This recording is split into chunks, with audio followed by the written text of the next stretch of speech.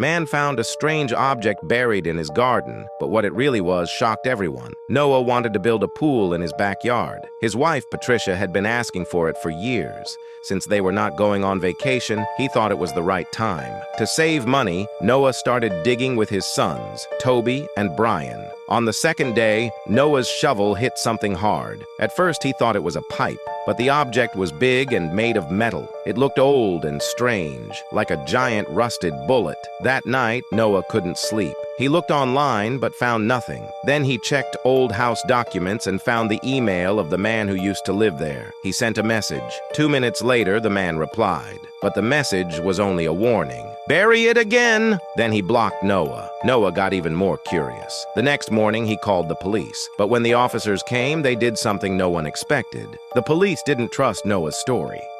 They looked at him like he was hiding something. One officer even said it seemed like Noah had buried the object himself. Noah was shocked. He tried to explain again, but they didn't listen. Then things got worse. The officers arrested him. As they walked him to the car, he heard the words, "You have the right to remain silent." Noah sat in the police station, not sure what would happen next. He kept thinking, what had he really found in the garden? Why were they blaming him? At the same time, Patricia and the boys were back at the house. They didn't sit around waiting.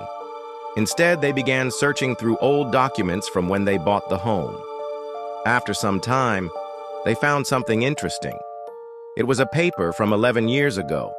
It said the old owner had permission to dig in the backyard to fix a broken pipe. Maybe that's when the object was buried. Toby, who worked as a private investigator, decided to find the old homeowner. He and Brian packed their things and drove 6 hours to another state. When they got to the house, no one came to the door. But they looked around the yard and found a shed behind the house. They went inside. The shed was full of strange things: metal detectors, old tools, and even broken weapons. Some pieces looked like parts of bombs. Then, the man who used to own their house showed up. His name was John. Toby told him why they came. John looked nervous. Finally, he admitted the truth. Years ago, he had taken a large object from a closed military test site. It was a huge metal item. He wasn't supposed to be there, but he loved collecting things. When the news said a piece of military equipment was missing, he got scared. He buried it in his yard while workers were already digging for plumbing repairs. He never told anyone, not even his wife. Toby recorded John's story and gave it to the police. When they heard it, they understood the truth. The object could have been a real bomb.